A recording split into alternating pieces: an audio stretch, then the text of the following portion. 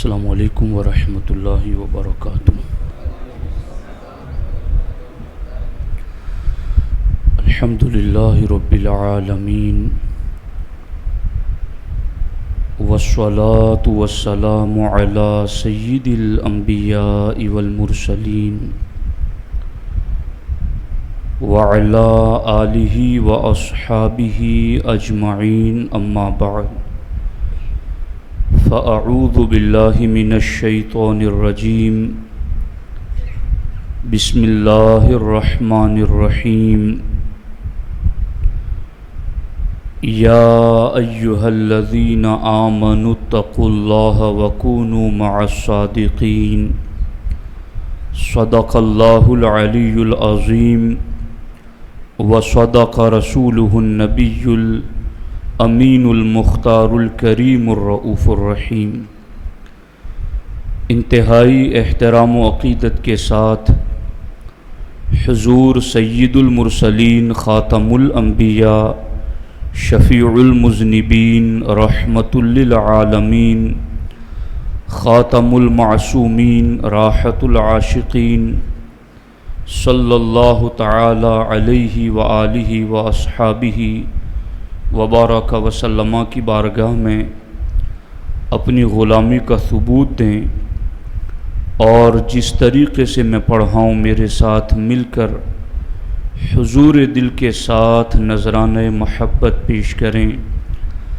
الصلاۃ والسلام علیک یا رسول اللہ، الصلاۃ والسلام علیک یا حبیب اللہ، الصلاۃ والسلام علیک یا نبی اللہ، وعلی آلک واصحابک یا نور اللہ، صلی اللہ تعالی علیہ وسلم۔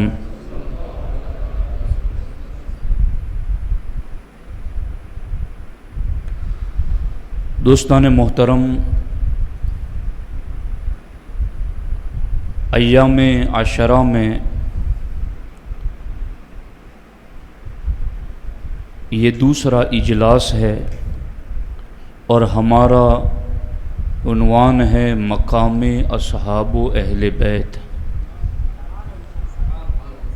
تو اس موضوع کے حوالے سے قرآن و سنت کی چند ضروری ہدایات آپ کے سامنے رکھنے کی سعادت حاصل کر رہا ہوں۔ دوستان محترم، اللہ رب العزت نے اپنے محبوب کو صلی اللہ علیہ وآلہ وسلم کو وہ محبوبیت کبریٰ عطا فرمائی ہیں کہ اب رب جس سے بھی محبت کرے گا اسی سے کرے گا جو اس محبوب سے محبت کرے۔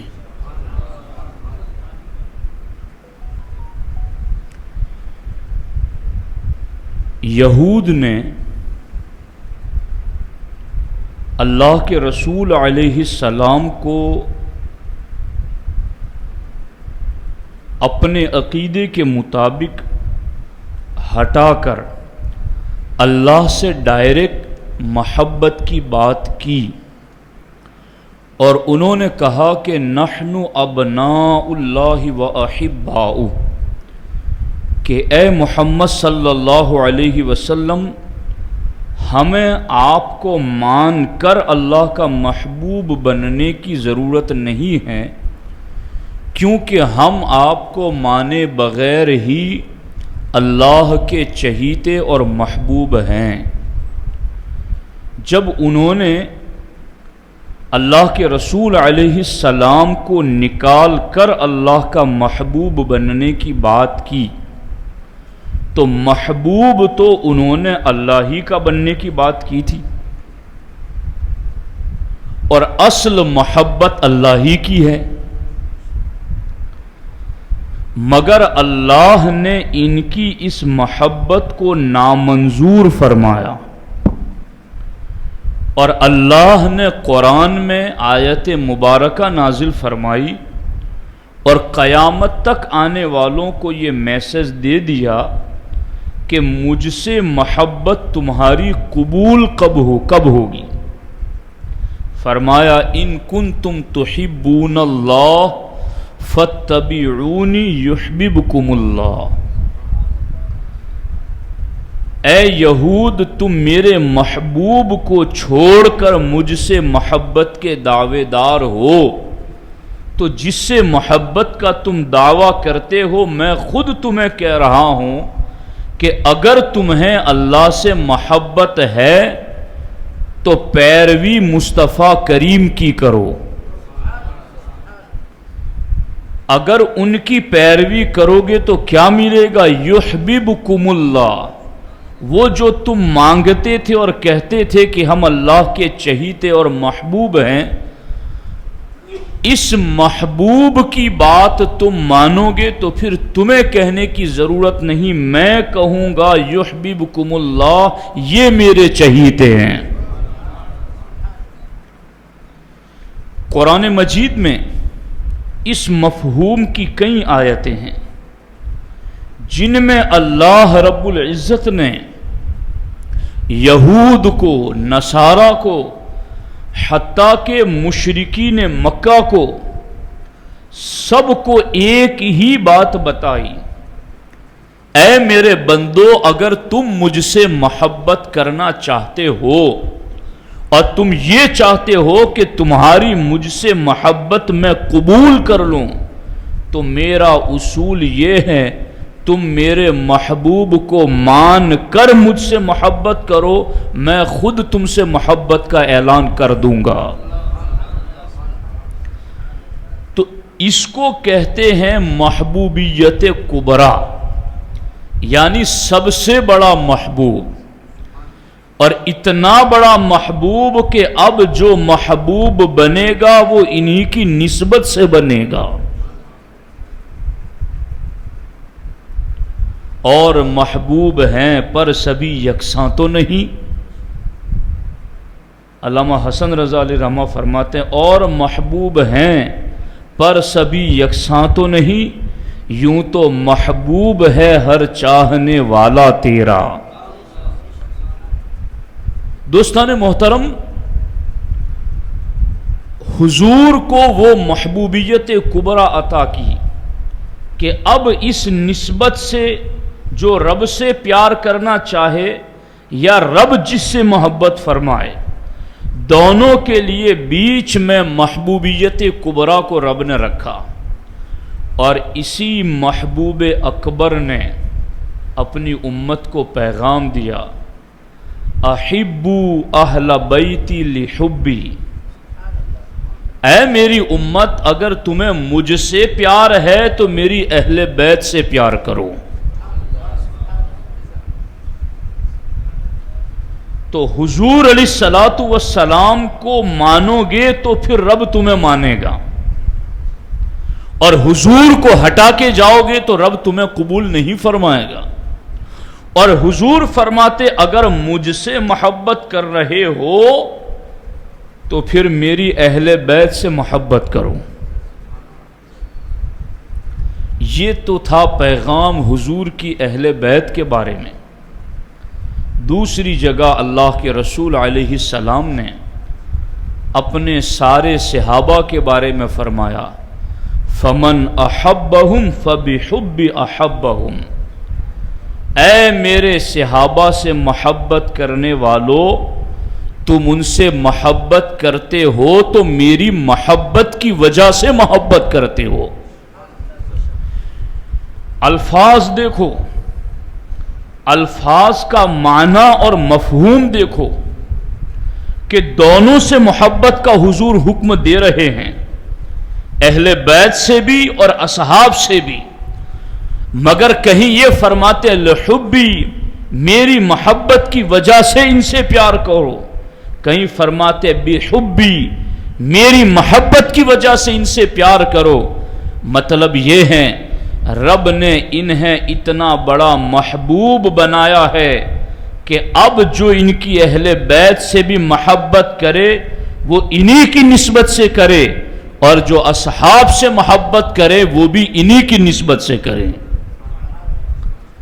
اگر اس نسبت کو چھوڑ کر کوئی پرائیویٹ ووٹر بنتا ہے اور کوئی پرائیویٹ پیار کرتا ہے تو پھر رب نے تو پہلے ہی کہہ دیا محبوب کے بغیر تو میں کسی کو قبول نہیں کرتا، اور محبوب کہتے ہیں میں قبول تب کروں گا جب میری وجہ سے میری اہل بیت اور اصحاب دونوں سے تم پیار کرو۔ آپ سمجھے نہیں جو مفہوم میں سمجھانا چاہتا ہوں؟ سرکار فرماتے ہیں کہ میری وجہ سے پیار کرو، میری وجہ سے پیار کرو، میری وجہ سے ان سے محبت کرو، اور سرکار کو چھوڑ کر پرائیویٹ کوئی ان سے محبت کرتا ہے تو پھر تو سرکار نے وہ محبت تو مانگی ہی نہیں ان کی، اس محبت کا تو دین شریعت میں تقاضا ہی نہیں ہے۔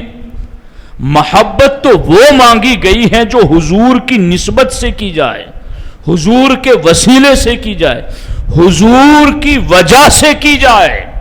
اگر حضور کی وجہ سے کی جائے گی تو پھر حضور کی بارگاہ میں یہ محبت قبول ہوگی، اور جب حضور کی بارگاہ میں ہماری اہل بیت اور اصحاب دونوں سے محبت قبول ہوگی تو ہم کہلائیں گے عاشق رسول، اور جب عاشق رسول کہلائیں گے تو پھر رب کا حکم متوجہ ہوگا یحببکم اللہ، اب تم عاشق رسول کہلا کر محبوب خدا بن چکے ہو، اب تمہیں تمہارا خدا محبت کرتا ہے۔ اب محبت کی بات جہاں تک ہے تو رافضی بھی محبت کی بات کرتا ہے اہل بیت سے، اور محبت صحابہ کی بات ہے تو خارجی بھی محبت صحابہ کی بات کرتا ہے، مگر دونوں میں سے ہر کوئی لحبی کو بھولے ہوئے ہیں اور بحبی کو بھولے ہوئے ہیں، یعنی حضور کی وجہ سے پیار کرنے کو بھولے ہوئے ہیں، اس کی وجہ سے وہ اہل بیت سے پیار کرتے ہیں مگر حضور کے صحابہ سے بغض رکھتے ہیں، یا یہ خوارج صحابہ سے پیار کرتے ہیں مگر اہل بیت سے بغض رکھتے ہیں۔ ایک صاف ستھرا پاکیزہ سنی کا سینہ ہے جس نے اپنے نبی کی محبوبیت کبریٰ کو اس طرح مانا ہے کہ میرے آقا آپ رب کے اتنے بڑے محبوب ہیں کہ اب آپ کا جو محبوب ہے وہ ہمارا بھی محبوب ہے، آپ کی اہل بیت بھی ہماری محبوب اور آپ کے اصحاب بھی ہمارے محبوب، تو یہ فرق سمجھنا پڑے گا۔ اب یہی تو چیز ہے، اگر حضور کی وجہ سے کوئی اہل بیت کو مانتا ہے تو کیا ابو بکر حضور کے نہیں ہے؟ تو بگڑتا ہے وہ پہلو میں سلائے ہوئے ہیں، پہلو میں جلوہ گاہ عتیق و عمر کی ہے، محبوب رب عرش ہے اس سبز قبہ میں، پہلو میں جلوہ گاہ عتیق و عمر کی ہے۔ اگر اہل بیت سے محبت ہے اس لیے کہ یہ نبی کے اہل بیت ہے تو ابو بکر کن کے ہیں، عمر کن کے ہیں، عثمان کن کے ہیں، طلحہ و زبیر کن کے ہیں، سعد و سعید کن کے ہیں، بوذر و عبد الرحمن کن کے ہیں، اصحاب احد، اصحاب بدر، اصحاب بیعت رضوان، اصحاب خیبر و خندق، یہ کن کے ہیں؟ یہ بھی تو حضور ہی کے ہیں۔ اگر تم نے اہل بیت کو حضور کی وجہ سے مانا ہوتا تو پھر تم حضور کے اصحاب کو بھی مانتے، کیونکہ وہ بھی حضور ہی کی وجہ سے ہیں۔ مگر تم نے ایک کو تھاما ایک کو چھوڑا، پتا چلا کہ تم حضور کی نسبت کی وجہ سے نہیں مانتے، تم پرائیویٹ ووٹر بنے ہوئے ہو۔ اور یہ محبت تو رب کی بارگاہ میں قبول ہی نہیں، حضور کی بارگاہ میں قبول ہی نہیں ہے۔ اور وہ خوارج جو میرے مولا مرتضیٰ کو خلیفہ راشد نہیں مانتے، جو میرے مولا مرتضیٰ نے خوارج کے خلاف جو اصول طے کیے تھے ان اصولوں کو نہیں مانتے، تو ایسے خوارج لاکھ صحابہ سے محبت کا دعویٰ کرے مگر اہل بیت سے محبت میں اگر وہ ناقص ہیں، اور یقیناً ناقص ہیں کیونکہ مولا علی کو خلیفہ راشد نہیں مانتے، اور گناہ کبیرہ کے ارتکاب کو وہ شرک مانتے ہیں، اور مولا علی کے قائم کردہ قرآن و سنت سے اخذ کردہ اصولوں کو نہیں مانتے ہیں، تو پتہ چلا کہ یہ صحابہ سے محبت پرائیویٹ ووٹر بن کر کے کر رہے ہیں۔ حضور کی نسبت کی وجہ سے کرتے تو جیسے صحابہ سے پیار کرتے ہیں ویسے ہی حضور کی اہل بیت سے بھی پیار کرتے۔ مگر خوش نصیب ہے سنی مسلمان جس کے نصیب میں دونوں کا ادب رب نے لکھ دیا ہے۔ وہ اہل بیت سے بھی پیار کرتے ہیں، اصحاب سے بھی پیار کرتے ہیں، دونوں کا احترام کرتے ہیں۔ اب دیکھو، اسی لیے سرکار اعلیٰ حضرت نے المعتقد میں لکھا ہے، لیس حب الصحابۃ لذواتہم ولا حب اہل البیت لانفسہم بل حبہم کلہم جمیعا لوصلتہم برسول اللہ صلی اللہ علیہ وسلم۔ اعلیٰ حضرت نے کئی حدیثوں کا خلاصہ اس اصول میں دیا کہ صحابہ کی محبت ان کی ذات کی وجہ سے نہیں ہے کہ وہ کس رنگ کے ہیں، وہ کہاں کے رہنے والے ہیں، وہ کس کے بیٹے ہیں، وہ کس قبیلے کے ہیں۔ صحابہ سے محبت ان کی ذات کی وجہ سے نہیں ہے۔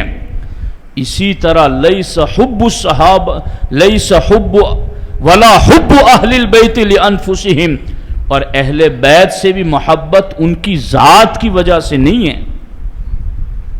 ورنہ سرکار محدث اعظم ہند کا وہ شعر تمہیں بار بار دہرانا پڑے گا کہ فضل ایمان ہی پر ہے فضل نسب بھی موقوف، بو لہب کے بھی ہاتھ نہ لگا تبت کے سوا۔ وہ تھا گھر والا مگر صاحب ایمان نہ بنا تو پھر وہ قابل قبول نہ ہوا، وہ اہل بیت میں شامل نہ ہوا۔ تو اہل بیت اطہار کی زواج سے بھی محبت، وہ کس باپ کے بیٹے ہیں، وہ کس رنگ کے ہیں، اس وجہ سے نہیں۔ اعلیٰ حضرت فرماتے ہیں بل حبہم کلہم جمیعا لوصلتہم برسول اللہ صلی اللہ علیہ وسلم۔ اصحاب ہو یا اہل بیت ہو، ان سب سے محبت صرف حضور کی نسبت کی وجہ سے ہے۔ اور جب حضور کی نسبت کی وجہ سے ابو بکر و عمر عثمان سے پیار ہے تو پھر حضور کی نسبت سے حضور کی اہل بیت سے بھی پیار ہے، اور جب حضور کی نسبت کی وجہ سے اہل بیت سے پیار ہے تو حضور ہی کی نسبت کی وجہ سے حضور کے اصحاب سے بھی پیار ہے۔ دوستان محترم، یہ تو اصحاب اور اہل بیت دونوں کے بارے میں سیم حدیثیں ہیں، لحبی اور بحبی۔ اہل بیت سے پیار کرو میری محبت کی وجہ سے، صحابہ سے پیار کرو بولو نا میری محبت کی وجہ سے۔ اب سنی سے پوچھو تمہیں حضور سے محبت ہے، وہ کہے گا یقیناً مجھے حضور سے محبت ہے۔ تو پھر یہ دونوں حدیثیں کہیں گی پھر اہل بیت سے بھی پیار کرو، اصحاب سے بھی پیار کرو، سیم حدیث۔ میں آپ کو ایسی 15 مشابہتیں دکھاؤں گا آج جن میں دونوں گروہوں کے لیے حضور نے تقریباً ایک جیسے ہی الفاظ استعمال فرمائے۔ محبت کا آپ نے سن لیا، اب ان سے بغض نہیں رکھنا ہے۔ اس بارے میں حدیث غدیر خم غدیر خم کے موقع پر جو ہجری سن 10 میں واقع ہوا، اور ہجری سن 10 کا بھی وہ آخری مہینہ ذی الحجہ کا، اس کے بعد 3 مہینوں بعد حضور علیہ السلام نے وصال فرمایا، محرم صفر ربیع، یعنی بالکل آخری دور کی حدیثیں ہیں۔ حضور علیہ السلام نے فرمایا اذکرکم اللہ فی اہل بیتی، اے میری امت، میں تمہیں اپنے اہل بیت کے بارے میں اللہ کی یاد دلاتا ہوں، یعنی ان کے حقوق کا لحاظ رکھنا، ان کا ادب احترام کرنا، ان کے حوالے سے نامناسب رویہ اختیار نہ کرنا۔ سرکار نے یہ فرمایا اذکرکم اللہ فی اہل بیتی، میں تمہیں اپنی اہل بیت کے بارے میں اللہ یاد دلاتا ہوں۔ اب یہی لفظ حضور نے صحابہ کے بارے میں بھی فرمایا۔ کیسے؟ سرکار نے فرمایا اللہ اللہ فی اصحابی، ادھر تھا اذکرکم اللہ، لفظ اللہ بعد میں تھا، یہاں پہلے ہیں اور ڈبل مرتبہ ہے۔ اللہ اللہ فی اصحابی لا تتخذوہ غرضا من بعدی، میرے صحابہ کے بارے میں اللہ سے ڈرتے رہنا، اللہ سے ڈرتے رہنا، میرے بعد انہیں تنقید کا نشانہ نہ بنانا۔ تو ادھر اہل بیت کے بارے میں کیا کہا؟ اذکرکم اللہ فی اہل بیتی، اپنی اہل بیت کے بارے میں تمہیں اللہ کا خوف دلاتا ہوں۔ اور ادھر صحابہ کے بارے میں فرمایا اللہ اللہ فی اصحاب لا تتخذوہ غرضا من بعدی، میرے صحابہ کے بارے میں اللہ سے ڈرتے رہنا، اللہ سے ڈرتے رہنا، میرے بعد انہیں تنقید کا نشانہ نہ بنانا۔ سرکار نے دوسری جگہ ارشاد فرمایا احفظونی فی اصحابی، میرے صحابہ کے بارے میں میرا خیال رکھنا۔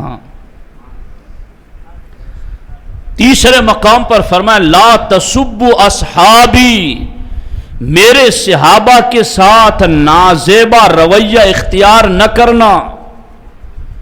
جو لفظ حضور نے اہل بیت کے لیے ذکر فرمائے وہی لفظ حضور نے اپنے اصحاب کے لیے بھی استعمال فرمائے کہ میری اہل بیت کے بارے میں اللہ سے ڈرتے رہنا اور میرے صحابہ کے بارے میں بھی اللہ سے ڈرتے رہنا۔ یہ پاک ستھرا سنی کا سینہ ہے جو اہل بیت کا ذکر بھی کرتا ہے تو سراپا ادب بن کے کرتا ہے، اور اصحاب کا ذکر بھی کرتا ہے تو سرتاپا تعظیم بن کے کرتا ہے۔ چونکہ اذکرکم اللہ فی اہل بیتی اگر حضور کا فرمان ہے تو اللہ اللہ فی اصحابی کس کا فرمان ہے؟ احفظونی فی اصحابی یہ کس کا فرمان ہے؟ لا تسبوا اصحابی یہ کس کا فرمان ہے؟ ہم وہ نہیں ہیں جو قرآن کی روشنی میں مردودیت کی علامت ہے افتؤمنون ببعض الکتاب وتکفرون ببعض، کہ کیا بعض باتوں کو مانتے ہو بعض کا انکار کرتے ہو؟ تو جو تم نے اپنے نفس کے مطابق چاہا اسے مان لیا، جو تمہارے نفس کے خلاف ہوا اس کا انکار کر گئے۔ یہ سنی ایسا پاک سینہ رکھتا ہے کہ وہ دونوں میں سے کسی بات کا منکر نہیں ہے، وہ اہل بیت کو بھی سر آنکھوں پر رکھتا ہے، صحابہ کو بھی سر آنکھوں پر رکھتا ہے۔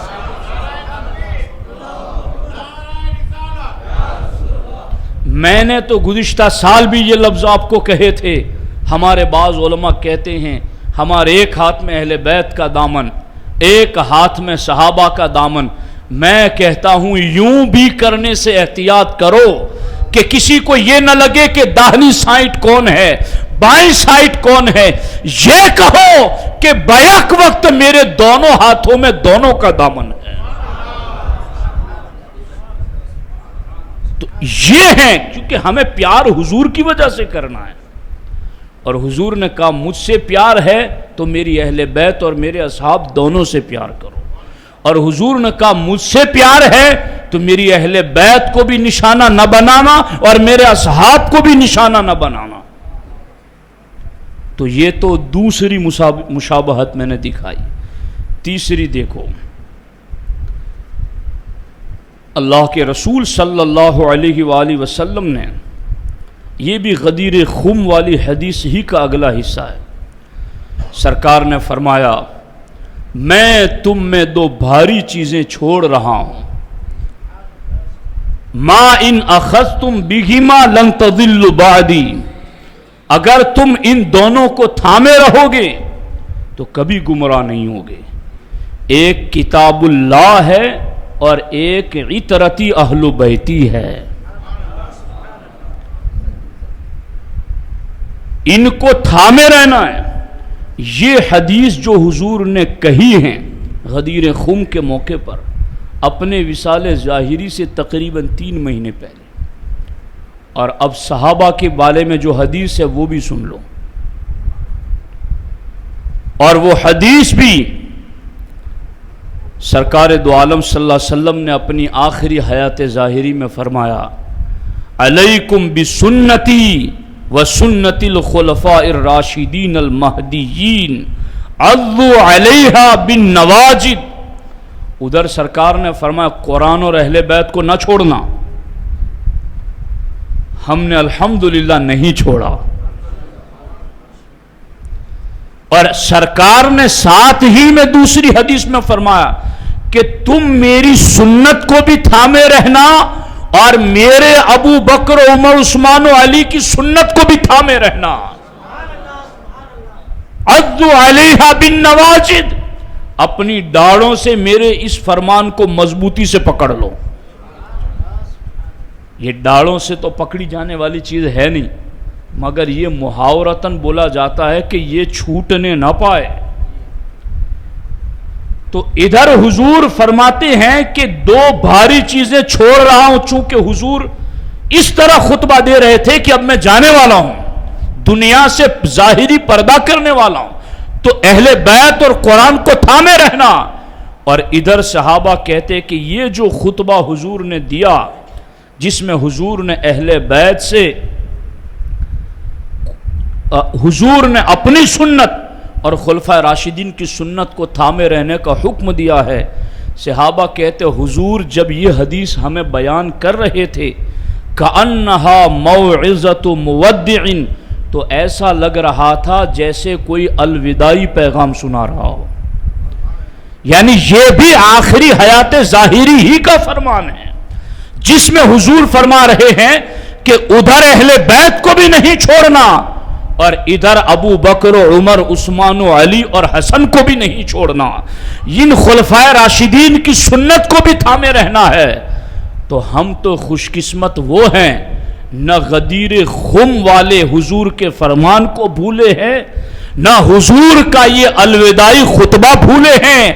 ہم نے اہل بیت کو بھی تھاما ہوا ہے اور خلفائے راشدین کو بھی تھاما ہوا ہے. اب فرق کرنا ہے تو دیکھ لو اپنے دائیں بائیں.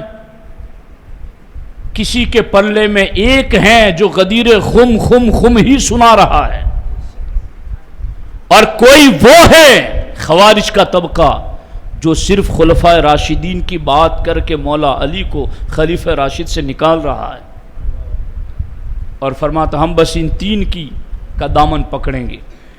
ہم کہتے ہیں اہل بیت کا دامن بھی ہمارے ہاتھ میں ہے اور خلفائے راشدین کا دامن بھی ہمارے ہاتھ میں ہے. تو دونوں کے لیے حضور نے معنن ایک ہی جیسے الفاظ ذکر فرمائے کہ غدیر خم والی حدیث میں بھی کہا کہ ان کو اہل بیت کو تھامے رہنا، اور اس آخری الوداعی خطبے میں بھی حضور نے کہا خلفائے راشدین کو تھامے رہنا. آگے دیکھیے چوتھی بات، اللہ کے رسول صلی اللہ علیہ وآلہ وسلم نے ارشاد فرمایا فاطمۃ بضعۃ منی فمن اغضبها اغضبنی. فاطمہ میرے جگر کا ٹکڑا ہے، فمن اغضبها اغضبنی، جس نے انہیں ناراض کیا اس نے مجھے ناراض کیا۔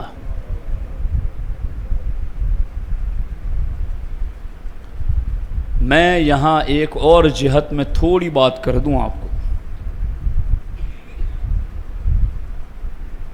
جاگیر فدق دینے سے حضرت ابوبکر صدیق نے انکار کیا، اور اس پر جو حدیث کے الفاظ آئے ہیں کہ خاتون جنت ناراض ہوئی، اور اس ناراضگی والے لفظ کو لا کر کے لوگ کہتے ہیں کہ فاطمہ ناراض ہوئی تو پھر حضور بھی ناراض، اور حضور ناراض تو پھر خدا بھی ناراض، تو صدیق سے خدا ناراض۔ میں ایسے لوگوں سے کہتا ہوں کہ یہ جو حدیث ہے نا، اغضبہا اغضبنی، جس نے فاطمۃ الزہرا کو ناراض کیا اس نے مجھے ناراض کیا، او حدیث فٹ کرنے والوں یہ تو بتاؤ کہ یہ فرمان حضور نے کس وقت کہا تھا؟ اگر اس حدیث کا شان ورود دیکھو گے تو وہ حکم جو تم مولا ابو بکر پر لگاتے ہو، تمہیں وہ حکم مولا علی پر لگانا پڑے گا، چونکہ جب مولا علی نے دوسرا نکاح کرنے کی بات کی تھی اور فاطمۃ الزہرا ناراض ہوئی تھی، اور اس ناراضگی کی خبر حضور کو پہنچی تھی، اس وقت حضور نے کہا تھا فاطمہ میرے جگر کا ٹکڑا ہے، جس نے انہیں ناراض کیا اس نے مجھے ناراض کیا۔ تو کیا اس حدیث کو چشمہ مولا علی پر بھی کوئی کر سکتا ہے؟ یہاں وہ ناراضگی مراد نہیں ہے جسے شرعی ناراضگی کہا جاتا ہے، بلکہ یہ ایک فطری تقاضے کی وقتی ناراضگی ہے، شرعی ناراضگی نہیں ہے۔ اس لیے ہم اس حدیث کا شان ورود پڑھ کر مولا مرتضی مطہر پاک ذات پر کوئی الزام سوچتے بھی نہیں ہیں۔ تو پھر اے روافض، اس حدیث کو پڑھ کر کے تم ان کے بارے میں سوچتے کیوں ہو جن کا دامن پکڑنے کا حضور نے حکم آخری خطبے میں دیا ہے، اور وہ ابو بکر صدیق ہیں۔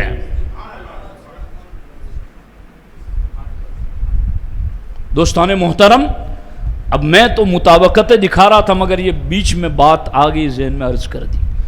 فاطمۃ الزہرا کی شان ذکر کرتے ہوئے سرکار نے فرمایا جس نے انہیں ناراض کیا اس نے مجھے ناراض کیا۔ یہ صحیح بخاری میں حدیث ہے، اور اگلی ابو بکر صدیق کے بارے میں ذکر کر رہا ہوں وہ بھی صحیح بخاری میں موجود ہے۔ کیا ہے؟ کچھ لوگوں کے رویے سے حضرت ابو بکر صدیق کو کچھ تکلیف پہنچی، اور اس بات کا علم اللہ کے رسول علیہ السلام کو ہوا کہ میرے صدیق سے کچھ لوگ ناراض ہیں، تو سرکار نے فرمایا ان اللہ بعثنی الیکم، اللہ نے مجھے تمہاری طرف نبی بنا کر بھیجا، فقلتم کذبت، تو تم تو پہلے یہی کہتے تھے کہ تم جھوٹ بول رہے ہو، اے بعد میں ایمان والے تم تو پہلے نہیں مان گئے، اس وقت تو تم یہ کہہ رہے تھے کذبتا، وقال ابو بکر صدقہ، اس وقت ایک تھا جو کہہ رہا تھا میرے آقا سچ فرما رہے ہیں، وواسانی بنفسہ ومالہ، صرف مجھے سچا نہیں کہا، اپنی جان بھی مجھ پر قربان کی، اپنا مال بھی مجھ پر قربان کیا۔ فَهَلْ أَنْتُمْ تَارِكُوا لِي صَاحِبِي، فَهَلْ أَنْتُمْ تَارِكِي لِي صَاحِبِي، تو کیا تم میرے لیے میرے دوست کو چھوڑو گے نہیں، ان پر تنقید کرتے رہو گے، ان سے تم تقاضے کرتے رہو گے؟ تو جو بات سرکار نے خاتون جنت کے لیے فرمائی کہ جس نے انہیں ناراض کیا اس نے مجھے ناراض کیا، سرکار نے وہی لفظ اسی معنی کے لحاظ سے ابو بکر صدیق کے لیے کہے کہ تم ان سے ناراض نہ ہویا کرو، میری وجہ سے ان کو چھوڑ دیا کرو، اس لیے کہ جب تم کذبتا کہہ رہے تھے اس وقت یہ صدقتا صدقتا صدقتا کہہ رہا تھا۔ تو خاتون جنت کو ناراض کرنے پر بھی حضور نے ناراضگی کا اظہار کیا، اور صدیق کو ناراض کرنے پر بھی حضور نے ناراضگی کا اظہار فرمایا۔ ہمیں ان دونوں ناراضگیوں کا لحاظ ہے، اس لیے نہ ہم خاتون جنت کو ناراض کرنے والی بولی بولتے ہیں، نہ ابو بکر صدیق کو ناراض کرنے والی بولی بولتے ہیں، اس لیے کہ ان دونوں کو حضور کی وجہ سے مانا ہے، تو پھر دونوں کے بارے میں حضور کا فرمان بھی مانا ہے۔ اس کے سلسلے میں آگے دیکھیے 5ویں بات، اور یہ بڑی لطیف اور لطف والی بات ہے، میں اس پر کیا تبصرے کروں۔ میرے بھائیوں، اگر اس علاقے میں شراب دھوم دھام سے لوگ پی رہے ہو، اور میں جمعہ میں تقریر عرش و کرسی کی کرتا ہوں، تو سنجیدہ ذہن لوگ یہ تو سوچیں گے کہ بھائی جو گراؤنڈ ریئلٹی ہے اس پر بولو کچھ۔ سب ایک جیسے نہیں ہوتے، بہت بڑے سمجھدار سنجیدہ لوگ بھی ہماری محفلوں میں بیٹھتے ہیں۔ میں اس منبر پر بیٹھ کر کے تمہیں بہت سارے واقعات سنا کر ٹائم پاس کر دوں تو اس فن کا تو اب میں بھی بوڑھا ہو چکا ہوں اور ماہر ہو چکا ہوں، اللہ کی توفیق سے کسی حد تک کر سکتے ہیں یہ کام، مگر بھائیو 10 سال بعد بھی تمہارا شعور تو بیدار ہوگا، 15 سال بعد بھی تو تمہارا شعور جاگے گا، تب تم کہو گے کہ یار اس وقت کیا چل رہا تھا اور یہ بولی کیا بول رہے تھے۔ بات وہ بولو جس کی قوم کو ضرورت ہے،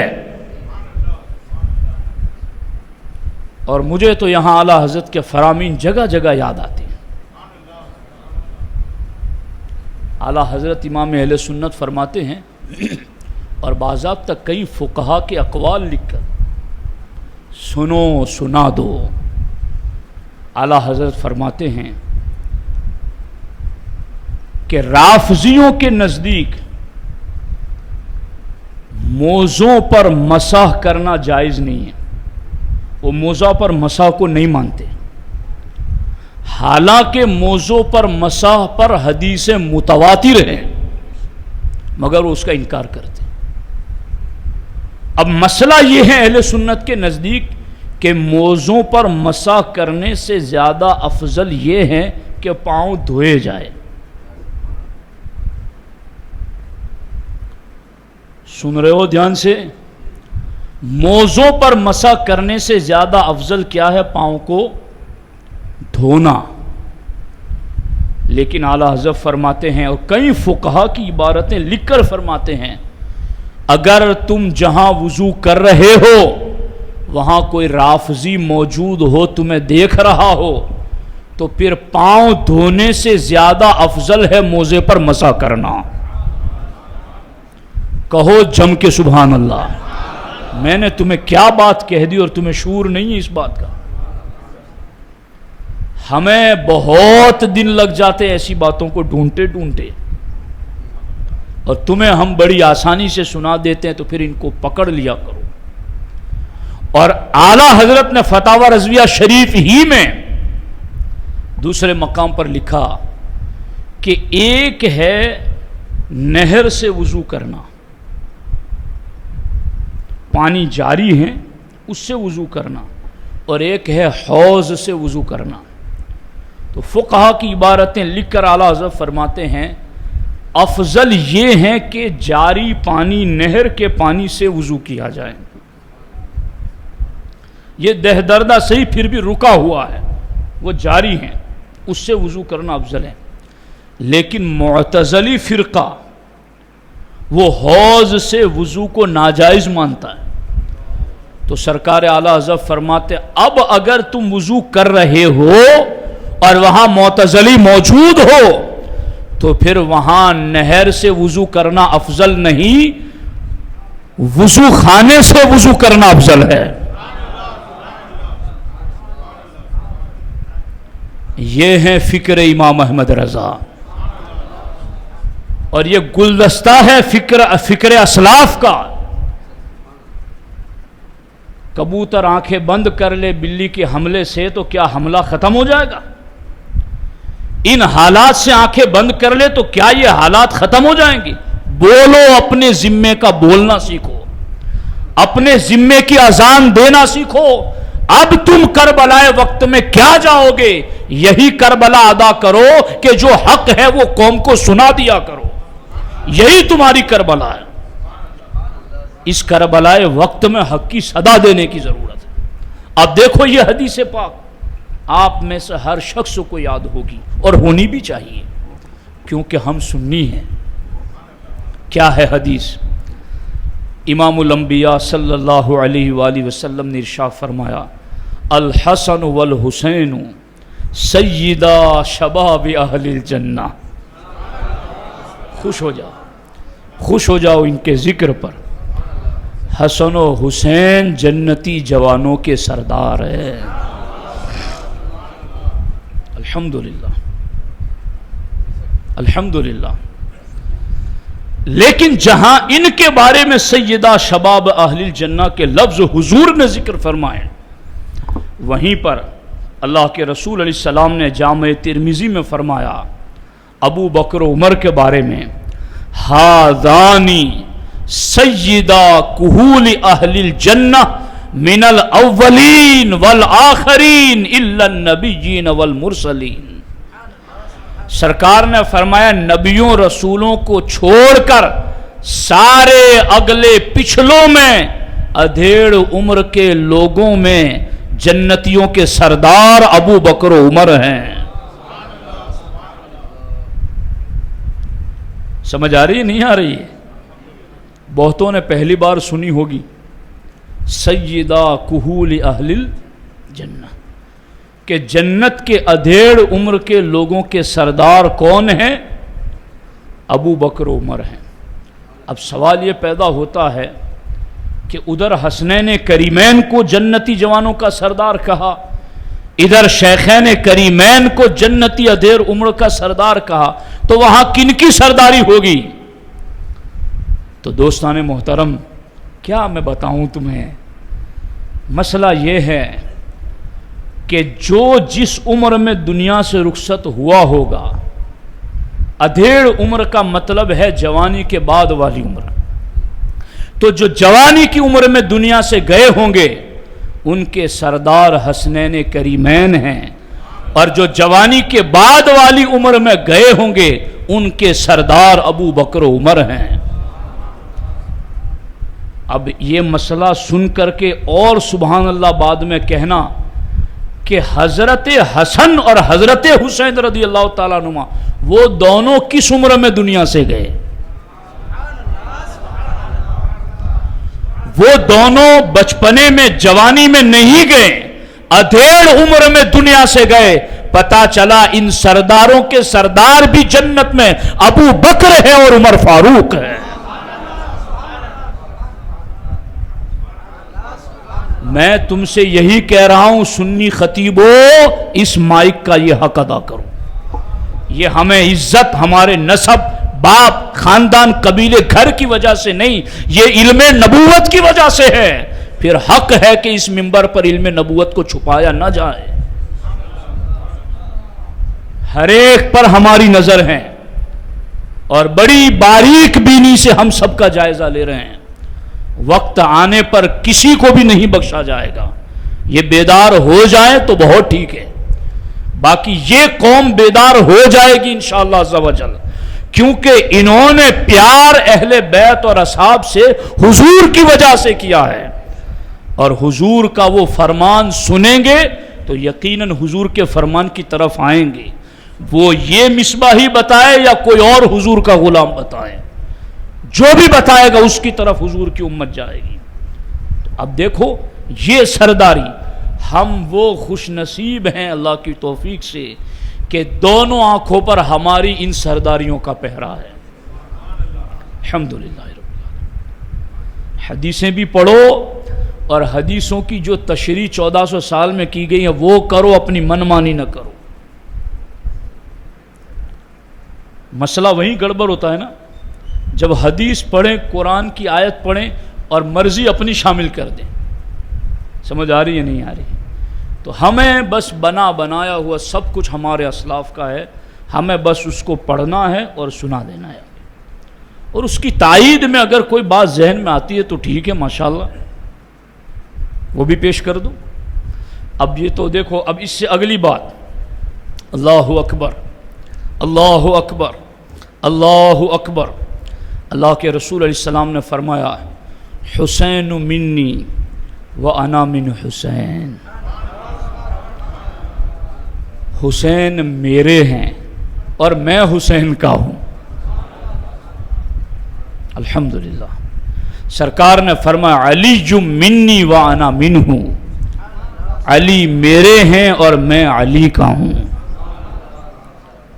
یہ حدیث ہم میں سے ہر ایک کو تقریباً زبانی بھی یاد ہوگی، مفہوم بھی پتہ ہوگا، اور ہونا ہی چاہیے، کیونکہ ہم ہیں سچے محب اہل بیت۔ امام ربانی مجدد الفسانی مکتوبات میں لکھتے ہیں، جو سنی کو محب اہل بیت نہیں مانتا وہ پرلے درجے کا جاہل ہے۔ پھر سے سنو، جو سنی کو محب اہل بیت نہیں مانتا، امام ربانی 400 سال پہلے لکھ گئے مکتوبات میں، کوئی آج کی بات نہیں ہے۔ خیل جاہل بایت کہ سنی را محب اہل بیت ندانت، وہ پرلے درجے کا جاہل ہے جو سنی کو محب اہل بیت نہیں مانتا۔ سمجھ آ رہی ہے؟ اس لیے سنی محفلوں میں بیٹھ کر محبت اہل بیت کے فوائد بیان کرو، اس کی بشارتیں بیان کرو۔ اس مائک پہ آ کر یہ نہ بولو کہ سنی و اہل بیت سے محبت کرو، کیونکہ ان کے علاوہ اور محبت کرتا کون ہے؟ اگر انہیں آپ کہتے ہیں کہ اہل بیت سے پیار کرو، تو کیا پھر اس جہان میں تم روافض کو مانتے ہو کہ وہ پیار کر رہے ہیں؟ سنی ہی آئیڈیل ہے، حب اہل بیت ہو یا حب اصحاب ہو۔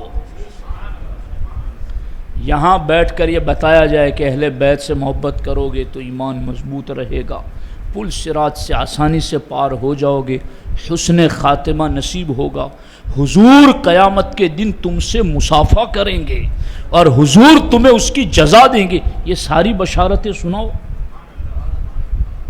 چونکہ یہ مانے ہوئے لوگ بیٹھے ہیں، یہاں بشارتیں سناؤ، یہاں اس کے فوائد دنیاوی اور اخروی سناؤ۔ اگر یہاں بیٹھ کر کے یہ کہا جائے کہ تم اہل بیت سے محبت نہیں کرتے، کرو، تو پھر یہ دانستہ یا غیر دانستہ رفض کو تقویت دینے والی بات ہو جاتی ہے۔ اب دیکھو، حسنین کریمین اور مولا مرتضیٰ رضی اللہ تعالیٰ عنہ سب کے لیے فرمایا کہ یہ میرے ہیں اور میں ان کا ہوں۔ صحابہ کرام کے بارے میں بھی صحیح بخاری میں یہ حدیث ہیں، سرکار نے فرمایا، ان الاشعریین، اشعری قبیلے والے، فہم منی وانا منہم، پورے قبیلے والے کو حضور نے کہا وہ میرے ہیں اور میں ان کا ہوں، وہ میرے ہیں اور میں ان کا ہوں۔ اور بھی دیگر اصحاب کے بارے میں اس قسم کی روایتیں موجود ہیں۔ ساتویں بات یہ ہے، سرکار نے فرمایا، احب اللہ من احب حسینا، اللہ اس سے محبت کرے جو حسین سے محبت کرتا ہے۔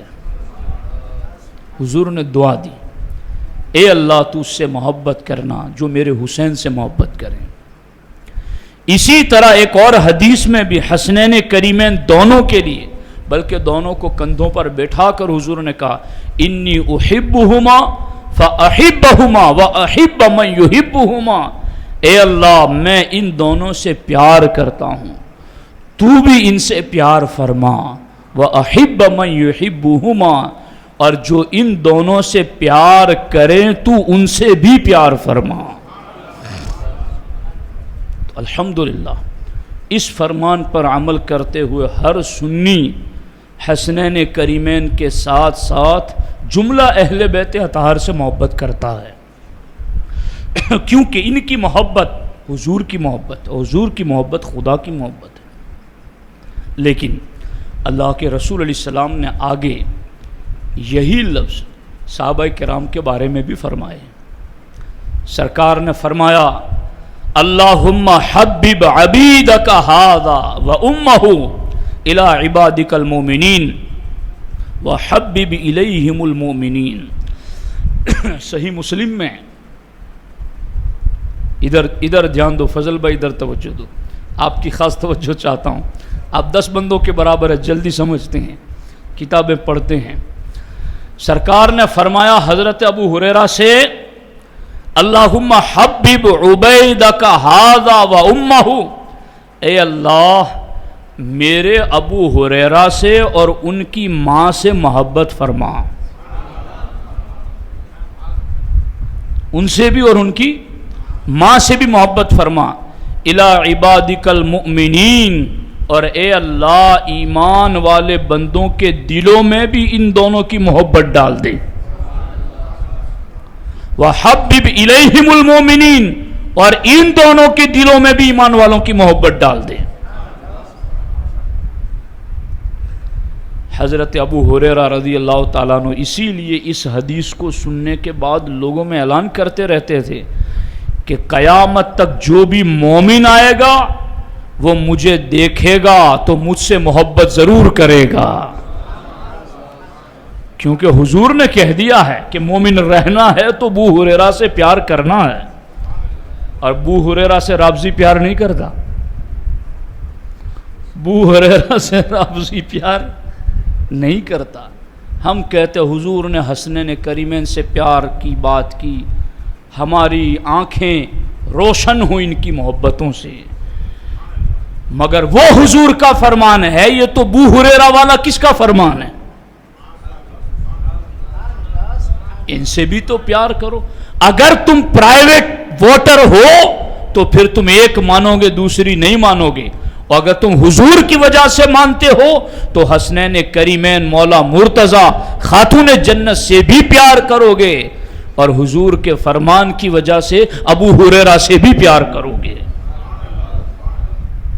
اور سرکار نے پورے انصار صحابہ کے بارے میں فرمایا، ادھر اشعری قبیلے کے حوالے سے کہیں، ادھر سارے انصار، بہت سارے قبیلے ان کے، سب قبیلوں کو اکٹھا کر کے سرکار نے فرمایا فمن احبہم احبہ اللہ ومن ابغضہم ابغضہ اللہ، جو ان سے محبت کرے اللہ بھی ان سے محبت کرے، اور جو ان سے بغض رکھے اللہ بھی ان سے دشمنی رکھے۔ تو حسنین کریمین بھی ہمارے سر آنکھوں پر، ابو ہریرہ انصار و مہاجرین بھی ہمارے سر آنکھوں پر۔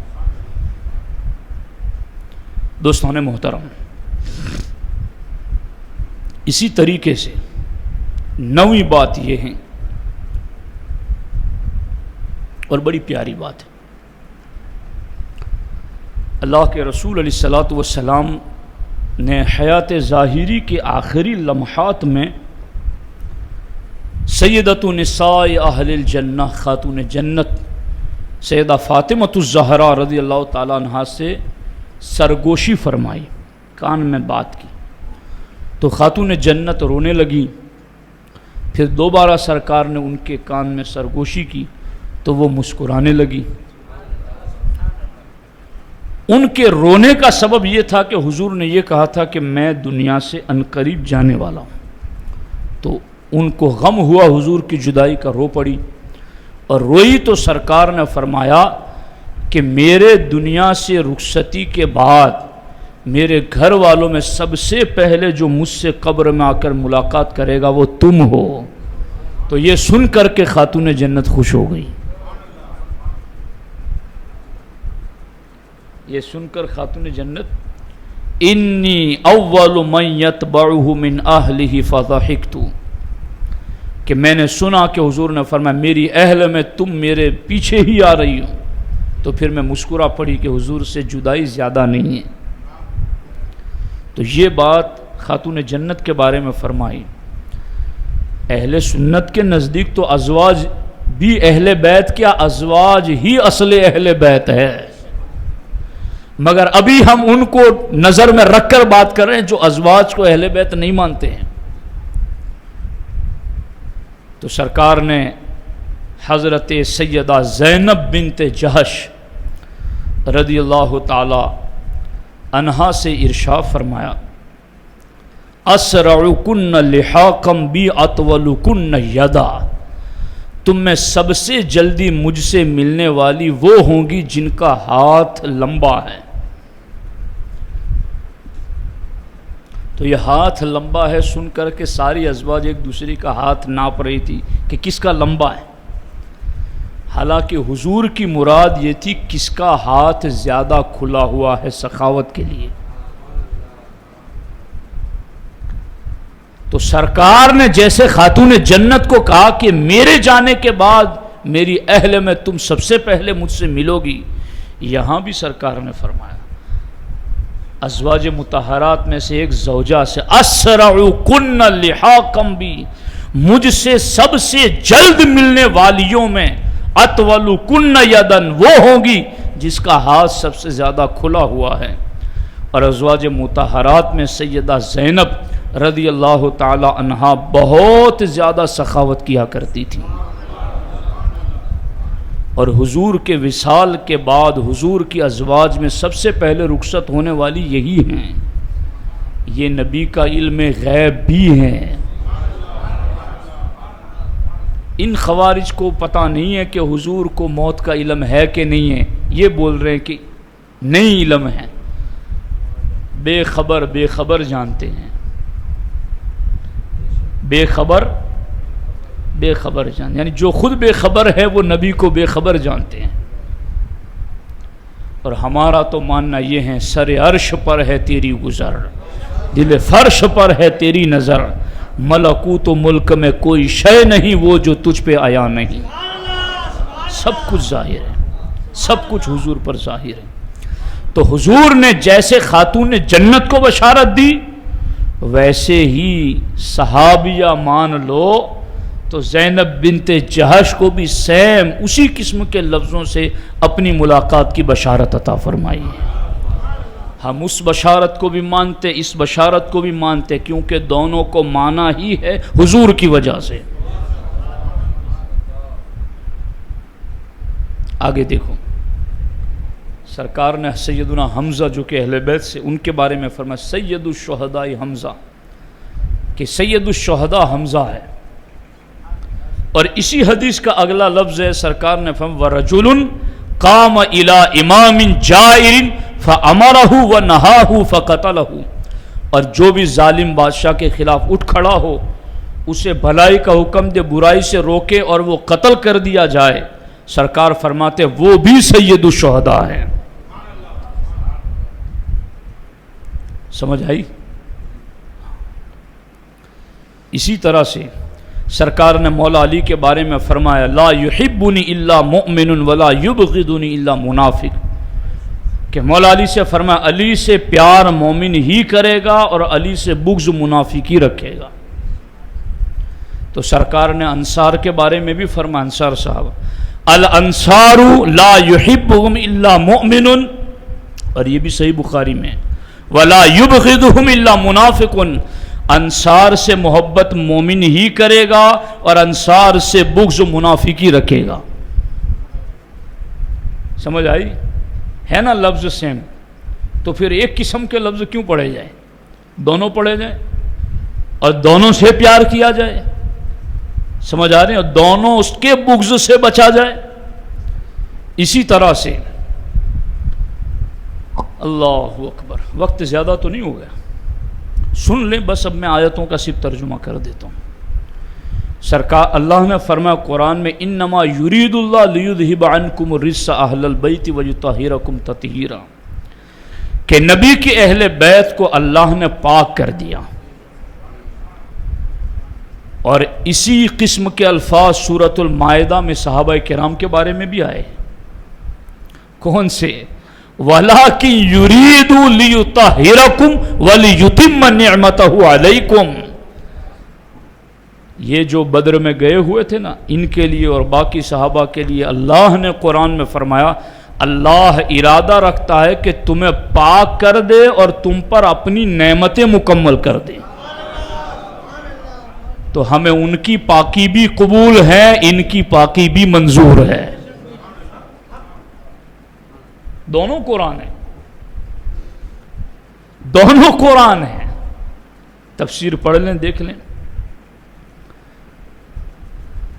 بس اب اسی پر میں اپنی گفتگو ختم کرتا ہوں. باقی جو باتیں ہیں انشاءاللہ اس کو پھر کبھی اگلی محفلوں میں ذکر کرنے کی کوشش کریں گے. دوستان محترم، گفتگو کا خلاصہ یہ نکلا کہ ہمارے نبی علیہ السلام کو اللہ نے سب سے بڑا محبوب بنایا. انہیں چھوڑ کر جو اللہ سے محبت کا دعویٰ کرتا، اللہ فرماتا مجھے ایسی محبت قبول. تو یہ سب سے بڑے محبوب، ایسے محبوب کہ اب کائنات میں جس کسی سے محبت ہوگی انہی کی نسبت سے ہوگی. انہوں نے کہا میری اہل بیت سے پیار کرو، ہم اہل بیت سے پیار کرنے لگے. انہوں نے کہا میرے اہل صحابہ سے پیار کرو، ہم نے صحابہ سے پیار کرنا شروع کر دیا. انہوں نے کہا میری اہل بیت سے بغض نہ رکھنا، ہم نے بغض سے اللہ کی پناہ مانگی.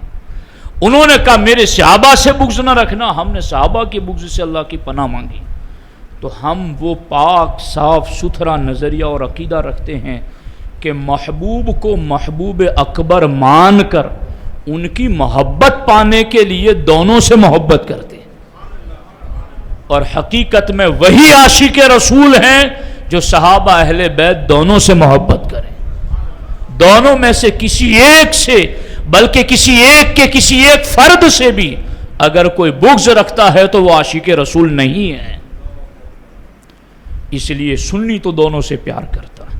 تو ان حدیثوں کو جو سنا ہے ان کو بار بار سنو، اپنے ذہنوں میں نقش کرو، اور جہاں بیٹھو محفلوں میں تو پھر یہ باتیں آگے سناؤ.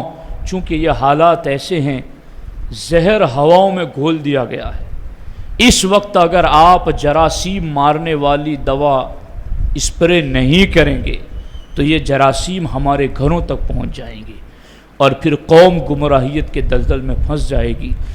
ہمارا فرض بنتا تھا کہ جو قرآن و سنت کا پیغام اہل سنت کا سچا ستھرا ہے وہ آپ تک پہنچا دے، آپ اسے سن کر اوروں تک پہنچا دے. اللہ کریم ہم سبوں کو عمل خیر کی توفیق عطا فرمائے. السلام علیکم ورحمۃ اللہ وبرکاتہ.